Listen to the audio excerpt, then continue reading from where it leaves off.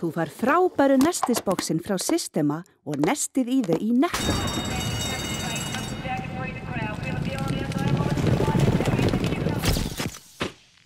Netto, kræsingar og kostakjör.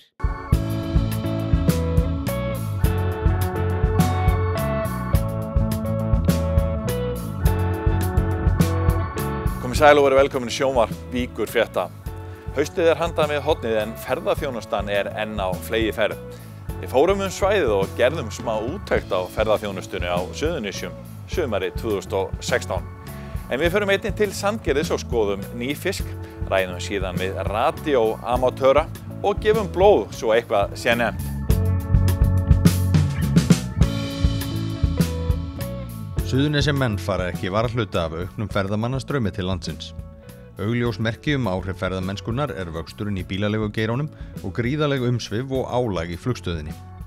Nú svo komið að sífellt fleiri ferðamenn sækja Reykjanesið og helstu perlur þess heim. Bláa lónið orðið fyrirbæri út af fyrir sig, þar sem færri koma stað en vilja. Áhugaverðir staðir á svæðinu draga sífellt að sér fleiri ferðamenn. Fréttamenn Víkufrétta heimsóttu þessa staði í liðinni viku og ræddu við ferðamenn og staðarhaldara. Henning Hekseberg, hlaupari frá Noregi, hefur margsinnis komið til Íslands. Hann segir sérstakan kraft búa á Reykjanesi og þá sérstaklega á brúnni milli heimsálfa. Yeah, it is really exotic, so I hope more people are able to see this, so it's good to be here. I like it. And this place between the continents, do you feel something special when you come here?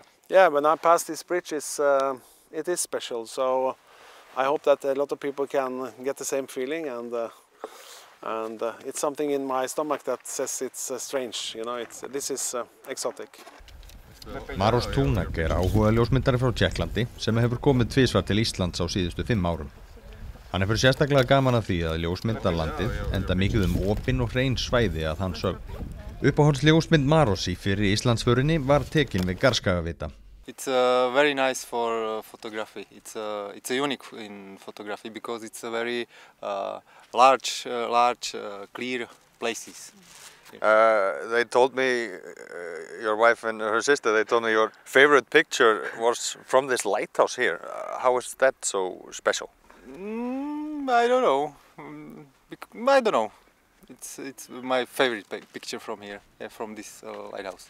Sigurður Þorsteinsson, veitingamaður á Garðskaga, segir söguna og orkuna frá svæðinu hafa sérstakt aðdráttarafl fyrir ferðamenn. Sigurður rekur litla kaffihúsið á Garðskaga sem hefur fallið vel í kramið hjá fólki. Hverjir helst svona að koma að heimsækja ykkur hérna og hvað fólki kannski að sækja í hérna út á Garðskaga? Sko, fólk veit ekki alveg kannski hvað það að sækja. Það samt sem áður, það að fréttast hérna af kaffihúsinu.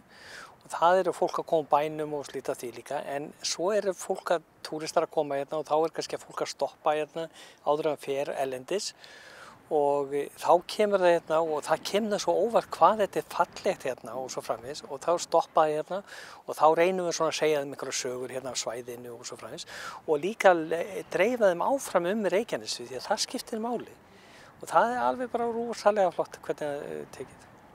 Eftir að fólk kannski búin að setjast hérna niður og fá sér kaffesopa og horfa hérna yfir ströndina og hafið, hvað hefur það orðið við því svona, hver þeirra upplifun kannski hérna af svæðinu?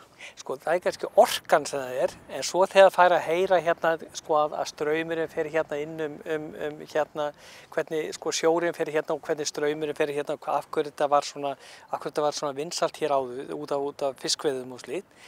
Að þá fer fólk að skilja söguna og ef það fær að heyra söguna, það elskar fólk alveg.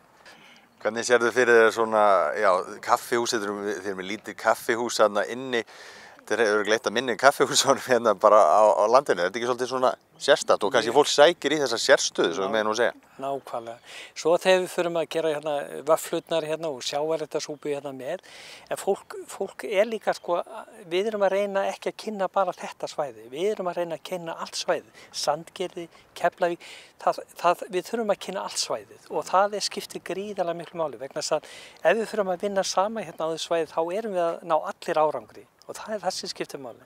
Og ég held að það sé kannski fyrst og fremst það að við reynum að hugsa hvernig getum við látið þetta fólk vera hérna 3, 4, 5 tíma ef við gerum það, þá þetta ekkert vandamál. Þá mun það, sko, við erum líka að fá erlendis frá ferðaskrifstofur sem að biðja okkur að hvað getum við skipulagt hérðan, fara Suðurstrandaveginn, það eitthvað sem við eigum að fara að skoða, en við þurfum líka að skoða þetta út frá því hvernig getum við þjónaðum þegar þau eru hérna. Að þau séu hafi nóg að gera, séu ánægðir, þá koma þau tilbaka og þetta dreifist.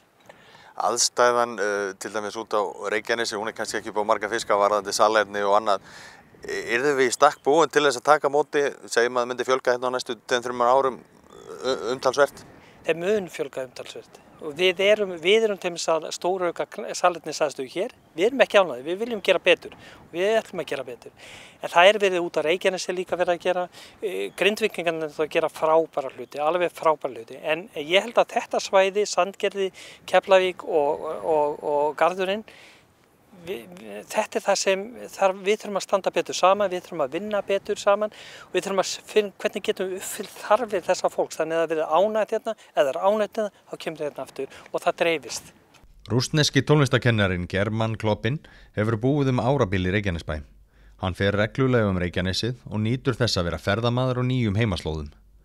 Hann var við Valahnjúk ásamt Katarínu, eiginkonu sinni, þegar blaðamenn bar þar að garði. Mér finnst mjög mikið gaman að koma á þessi svæði út að hérna svo mjög mikið vatn og sól og nokkru sinnum rok og mikið rigning og þetta allt í einu, þetta svo mikið gaman og líka fyrir ljósmyndara super tækifæri að taka flott mynd frá Íslandi og svo setna skoða myndir og þetta bara alveg besti staður hérna á Reykjanesi eftir mínu tilfinningu. Og ég og kona mín við erum að koma reglulega á þessi svæði og tekjum myndir hérna og... Hvað uppáhaldsstaðurinn hérna á Reykjanesi? Hvaða staði heimsækirðu? Ég skal bara segja að þessi staður bara besti fyrir okkar og líka Blálóni. Finnst líka mjög mikið gaman að fara hingað og segjum svona líka kannski ekki meiri svona Reykjanes og Geysir og Gullfoss, þetta líka mjög fallegt og hérna líka Garður. Má ekki gleyma að tala Garður, þetta bara líka mjög fallegur staður og líka fyrir fólki sem að taka myndir. Garðskaginn? Já, þetta bara best. Þeir sem hafa gert sér ferð út á Garðskaga í sumar hafa eflaust tekið eftir myndarlegri byggingu sem rís í nágrenni við Vitana 2. Þar byggja stórhuga heimamenn glæsilegt hótel með mikil tengsl við náttúruöflin. Hvernig kom það til að þið fóruð út í þessa smíði og þessu mannvirki hérna rétt hjá Skaganum? Þetta byrjaði náttúrulega bara einhverju hugmynd, yfir kaffibolla. Og við erum náttúrulega búin að vera með gistíðin í 4 ár og búið að vera dálítið mikið í trafík hjá okkur. Og svo maður talaði fólk að það líkar fólki svo vel að vera hérna, í sveitinni sko. Svona kyrrð og ró og bara upplifa náttúruna, dýrin, hestana, kindurna hérna og svona norðurljósinu og vitana sko.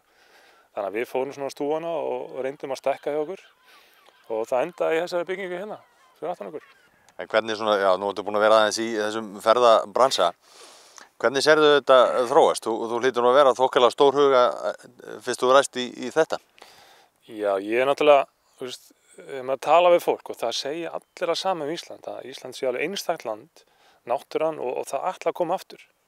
Það vilja allir bara koma aftur. Og það segir mér náttúrulega mikið, þeir líður vel sko, og svo líka eru margir að tala um það að þetta er öruggt land. Það ekki hætta hérna hverju horni eins og út í heimi sko. Þetta bara svona rólegheit og menn keyra hérna upplifa Ísland náttúruna og svo náttúrulega alla spán náttúrulega hafa verið upp úr þakinu.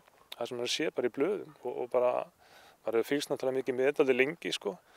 Og ég veit ekki hver spáin eftir 4-5 ár, hvort það að lenda hérna einhverja 16 milljónir farþega á Keflavíkurflugvelli. Þetta náttúrulega alveg ótrúlega sko. Og við búum náttúrulega ágætlega hér að vera þetta nálægt flugvellinum og hér náttúrulega eitthvað sérstakt þó við séum vön þessu að hér flatt og hraun og allt þetta sko, en túristinn vill þetta kannski? Túristinn, fyrst þess að hann kemur átti, hann til dæmis kemur fyrsta daginn, þá hann upplifað þetta ferska loft, kalda ferska loft. Það ábyggilega svona svipað á því að við fyrir til Spánar, förum út úr flugvélinu og lendum á þessum vegg, hitavegg sko. Þá þetta sama upplifun fyrir það þegar það kemur hérna. Það svona ferskt loft og hreint vatn og svona. Ég segi að ég skoða aðeins inni hérna hjá þér og herbyggin nú svolítið rúmgóð og flott og svona. Þið vilja að túristunum líði vel hérna? Já, við lögum dálítið upp með það að vera ekki með ekki lítil herbyggi. Herbyggin í ferðaþjónustunni að stækka. Kannski eldri hótelum eru kannski með þessu 15-17 fermetra herbyggi sko. En þau eru alveg komin í dag svona hjá flestum í nýbyggingu. Allt býr svona 20-26 fermetra herbyggi. Og við lögum upp með að vera með 24-5 fermetra herbyggi. Svona meðaltali sko.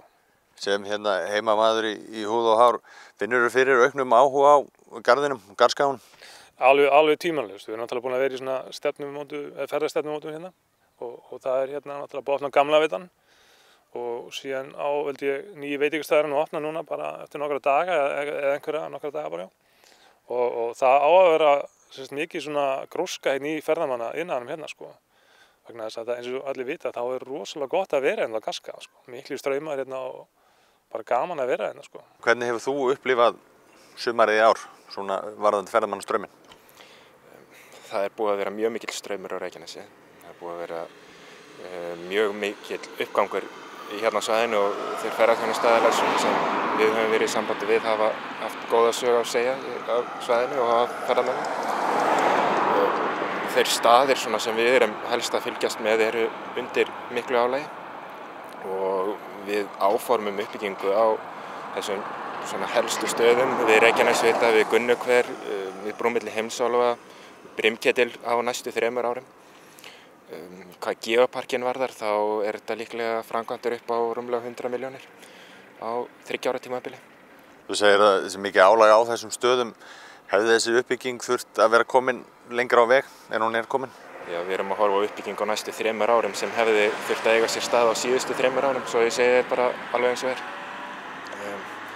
Það hefur hins vegar, það hefur skort fjármagn og það hefur líka flækt málin bara skipulagsvinna, samráði landeigendur, samráði sveitafélög, samráði ríkisvaldið. En ef við horfum bara núna fram á vegina þá eru skipulagsmálin komin lengra heldur en þau hafa verið áður, þau eru allar réttur róli. Það er búið að samþykkja nýtt deiliskipulag fyrir Reykjanesvita og nágrenni. Skipulagsstofnunin er búin að staðfesta það og við áformum að fara í jarðvegsvinnu bara núna á næstu vikum við bílastæðið. Þá munum við einnig laga veginn að Gunnukver og fara í framkvæmdir við bílastæðið við Brimketil. Núna kannski brennur mikið á fólki síðastliðin 2-3 sumur salernismál. Ég fann aðeins fyrir því sjálfur á ferminni Reykjanesið og þar talsverður fjöldi bíla og rúta sem eru við Gunnukver og brúna milli Heimsálfa. Það virkar svolítið sem svona lítið mál, salerni. Af hverju ekki komið til dæmis salerni á þessi staði? Svona á pappír þá virkar salerni mjög lítið mál. Hins vegar þarf að leggja lagnir og það þarf að samþykkja skipulag. Skipulagsferlið búið að taka langan tíma og samráðsferlið við landeigendur og við sveitafélagið. Og það komin ákveðin lausn hvað það mál varðar. Hún verður kynnt núna á næstu vikum. Það verður byggt þjónustuhús á Reykjanesi. Þar sem verður meðal annars salernisaðstaða, þar verður einnig boðið upp á annars konar þjónustu. Styðjum öflugt atvinnulíf, menningu, mannlíf og íþróttir á Suðurnesjum.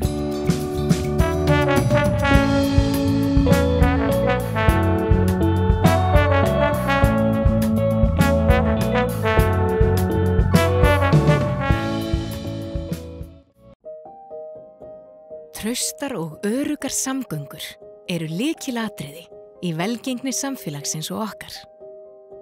Við búum á eyju í miðju Atlantshafi og höfum alltaf verið háð góðum samgöngum. Nú eru flugsamgöngur stór hluti af tilveru okkar og á stóru svæði eru þær háðar þjónustu okkar. Starfsemi Isavia fer að miklu leyti fram án þess að þú takir eftir henni og þannig á það að vera. Við rekum flugvelli sem tengja landshlutana og tengja landið heiminum. Við stýrum flugumferð í einu stærsta flugstjórnarsvæði heims sem tengir 3 heimsálfur, Evrópu, Asíu og Norður-Ameríku og tryggjum að 30 milljónir ferðalanga komist leiðar sinnar á hverju ári. Isavia, hluti af góðu ferðalagi.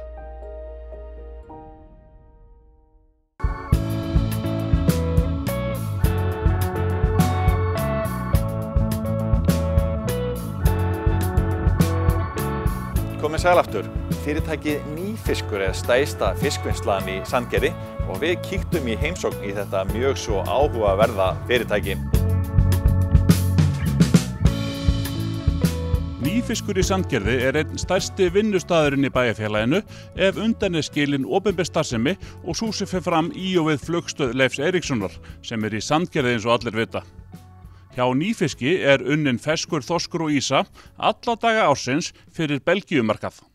Það er Belgía hefur verið svona aðal markaður Nýfisk eiginlega frá stofnun og við höfum haldið því og okkar svona sérhæfing liggur þar á þeim markaði. Nýfiskur mun í haust taka í notkun nýja Flexicott skurðarvél frá Marel. Með tilkomu vélarinnar verður fyrirtæki komið í flokk með hátækni fiskvinnsluhúsum.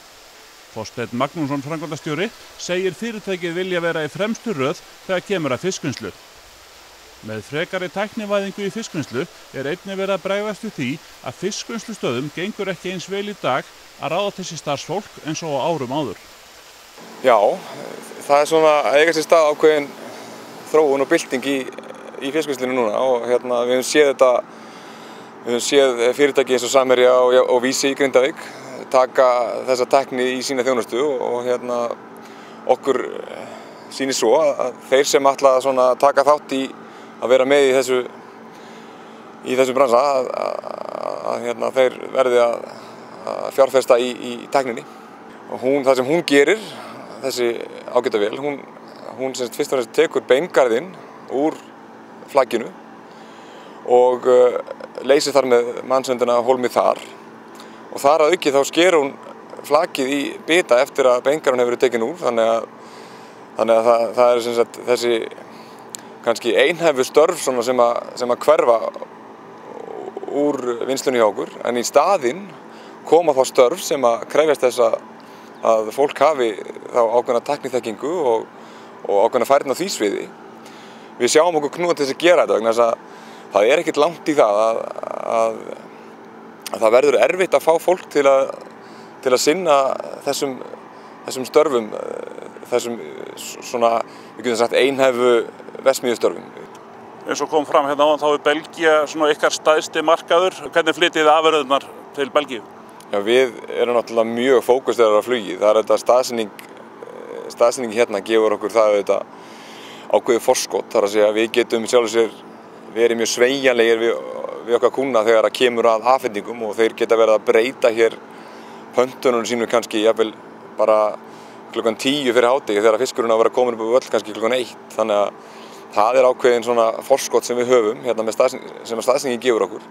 Nú okkar markaður og okkar kaupendur úti eru mjög kröfuharðir og þeir gera þá kröfum það að fá einungis ferskasta hráefni sem völ er á og þá verðum við að nota flugið til þess að gera það. Þannig að það er það konsept sem að Nýfiskur byggði á í frá upphafi og við erum bara að halda því merki á lofti. Hvernig er svona venjulegur vinnudagur hjá okkur? Hvernig fer þetta fram? Nú, við byrjum vinnudaginn hérna í móttökunni þegar fiskurinn kemur inn, kannski milli 4 og 5 mótnana og við byrjum þá klukkan 6 að slægja og við tökum megnið okkar fiski, okkar hráefni inn óslægt, þannig að við sjáum slægingu hér sjálfur og við byrjum þá 6 á mótnana og svo byrjar vinnslan klukkan 7 og við vinnum non-stop, við stoppum aldrei vinnsluna yfir daginn, þar að segja að fólki fer á tvískiptum vöktum í kaffi og matartíma, þannig að vinnslan er alltaf rúllandi og svona venjulegu vinnandi líka klukkan 3 og svo vinnum við þá lengur ef þess þarf bæði hráefnið og markaðurinn kallar eftir því. Er að fara fiskur daglega í flug frá okkur? Alla daga vikunar, 6 daga vikunar og við erum allt árið, það eru einungis þá rétt yfir blá jól og áramót sem við erum ekki að vinna. En við reynum að keyra hér vinnsluna alla daga, alla vikur ársins.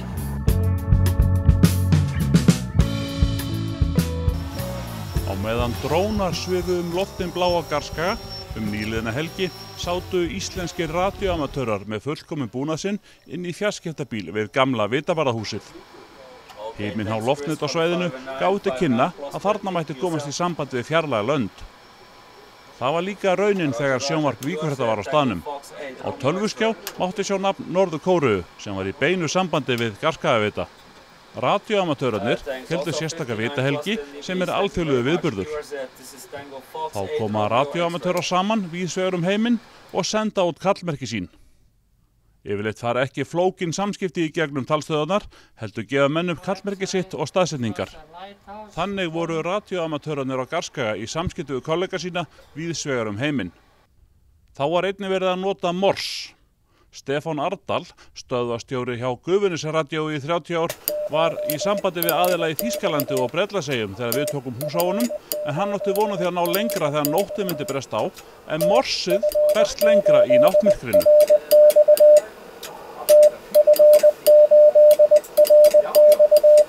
Veistu hvaða fólk þetta sem á hinum endanum? Er þetta ungir menn eða miklir reynsluboltar? Það er allur gangur á því.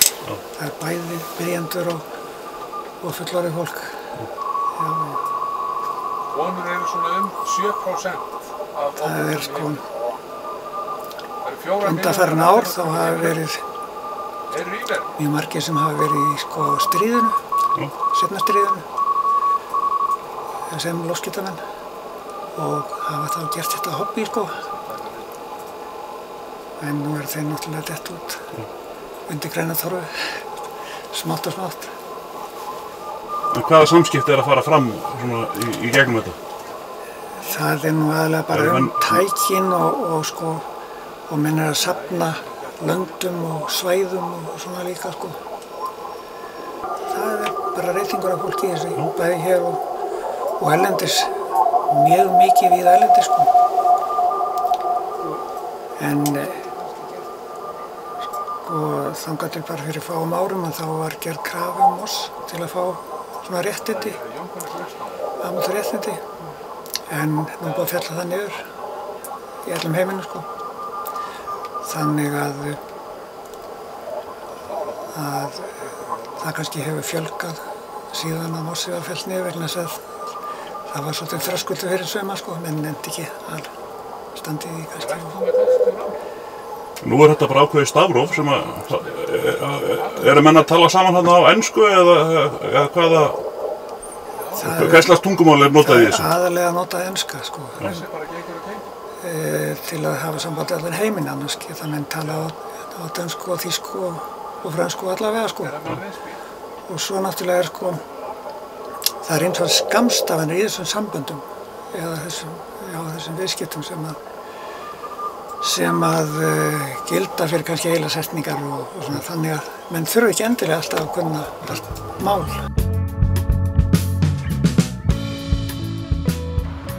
Jæja, félagar, þið vitið nauðsynina að gefa blóð?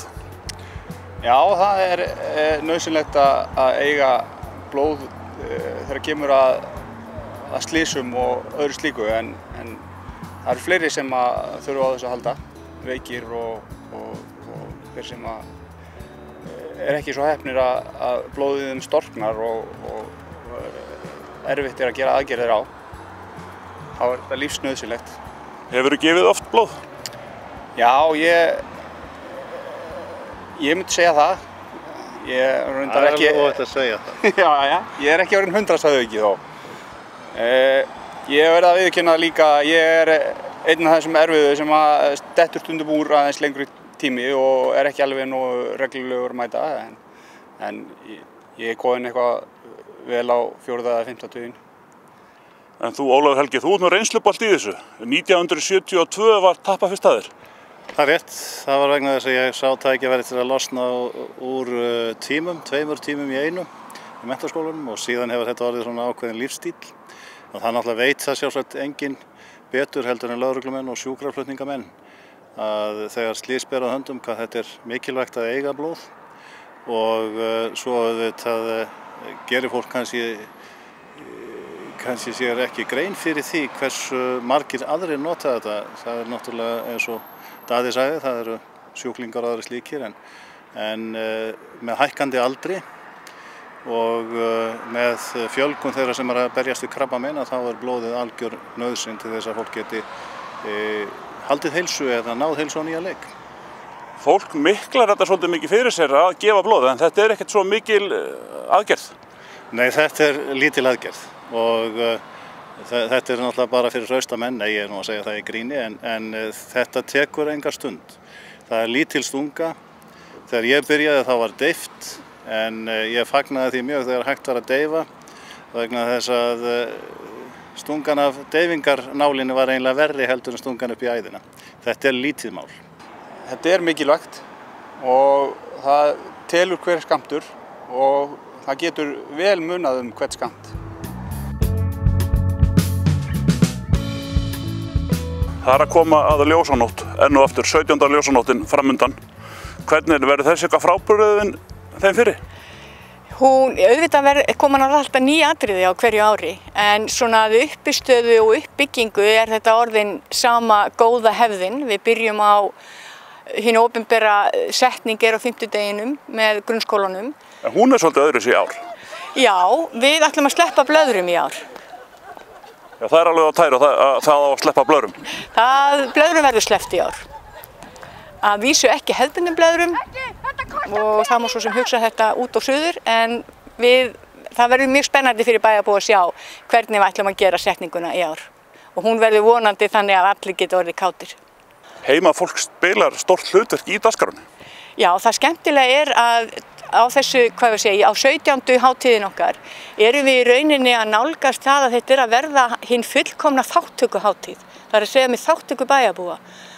Og við vitum í rauninni ekki nema hluta af því sem verður á ljósanótt. Og það að sífellt að verða fleiri hópar þar sem fólk tekur sér saman, jafnvel í einhverjum hverfum, svo menningarfélag Keflavíkur í gamla bænum þar, menningarhópur í Höfnum, og þessir hópar að koma upp með einhverja skemmtilega viðburði bara á eigin ábyrgð og eigin snærum.